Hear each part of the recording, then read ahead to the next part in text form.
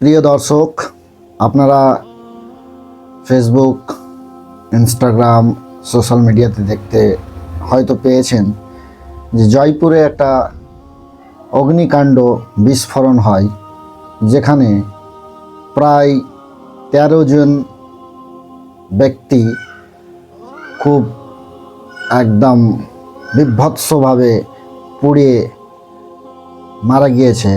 আর প্রায় 40 জনের কম বেশি 40 জন মানুষের মতো তারা গুরুতরভাবে একদম আহত হয়েছে। তো কিভাবে এই ঘটনাটি ঘটেছিল? একটা হেভি ভেহিকল, অর্থাৎ বড় যে ট্যাঙ্কের লরিগুলো থাকে, সেই এক সাইড দিয়ে চলে আসছিল এলপিজি গ্যাস, যেখানে যে ট্যাঙ্কের মধ্যে ছিল, সেই এলপিজি গ্যাসে পরিপূর্ণ ট্যাঙ্ক হেভি ভেহিকলটা এক জায়গায় সিগন্যালের কাছে ইউটার্ন করছিল।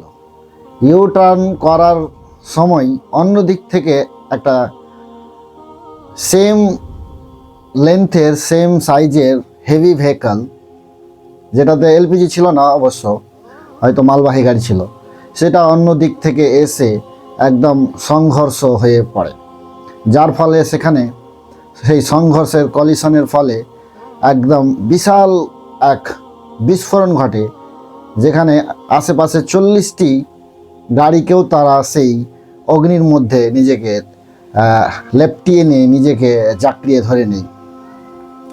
তো এই দুর্ঘটনা খুবই দুঃখজনক। সেখানে অনেক স্ত্রী তার স্বামীকে হারিয়েছে, অনেক মা তার ছেলেকে হারিয়েছে, অনেক ছেলে মেয়ে তার বাবা অথবা ভাই, কাকা, চাচাদেরকে হারিয়ে ফেলেছে। ঘটনা খুবই দুঃখজনক। আমি তো সোশ্যাল মিডিয়াতে সেই ঘটনা দেখার পর আমার গায়ের লোম পর্যন্ত খাড়া হয়ে গেল, আর চোখ অশ্রুসিক্ত হয়ে গেছিল সেই ঘটনা দেখার পর।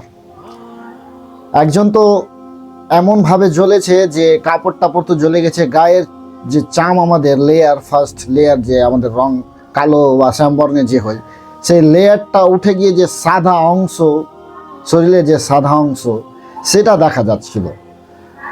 আর কয়েকজনের ছবি তো এমন হয়েছে, যেরকম আমরা সিনেমাতে দেখি যে স্কেলেটন দীর্ঘদিন মাটির নিচে থাকার ফলে বা জ্বলে গিয়ে কয়লার মতো একদম মূর্তি ধারণ হয়ে দাঁড়িয়ে থাকে, সেই মতো হয়ে একদম গাড়িতে থেকে গেছে। এত একদম ভয়ানকভাবে সেই অগ্নিকাণ্ড বিস্ফোরণটা ঘটেছে। তো এই দুর্ঘটনায় অনেকে তার প্রাণ হারায়, অনেকে মায়ের কোল খালি হয়ে যায়। ঘটনা থেকে আমরা খুবই দুঃখ প্রকাশ করি এই ঘটনার জন্য। আর আমরা আশা করব যে ভারত সরকার এই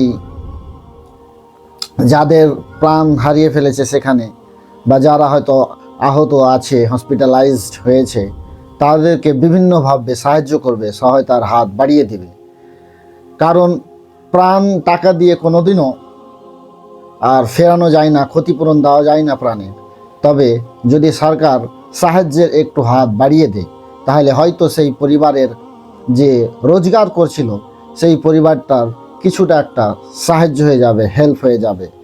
তাহলে গভর্নমেন্টের কাছে, ভারত সরকারের কাছে আমাদের বিশেষ অনুরোধ যে সেই মৃত্যু ব্যক্তিদের পরিবারের পাশে দাঁড়ায়, এবং যারা আহত হয়েছে তাদেরও যেন চিকিৎসায় কোনোরকমভাবে খামতি না থাকে, কমতি না থাকে, সরকার যেন সম্পূর্ণভাবে তাদের পাশে দাঁড়ায়।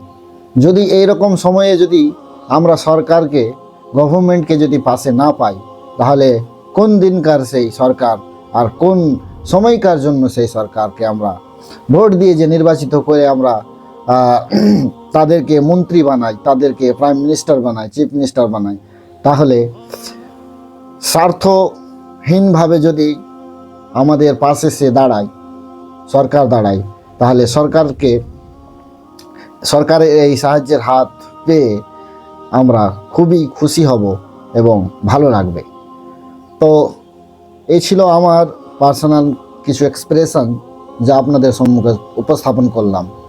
ভিডিওটাকে বেশি বেশি করে শেয়ার করবেন, যাতে এমন মানুষের কাছে পৌঁছায় যারা উপরমহল পর্যন্ত যাদের হাত রয়েছে, যারা আমার এই এক্সপ্রেশনটা, ভালো এক্সপ্রেশনটা উপর পর্যন্ত পৌঁছাতে পারে।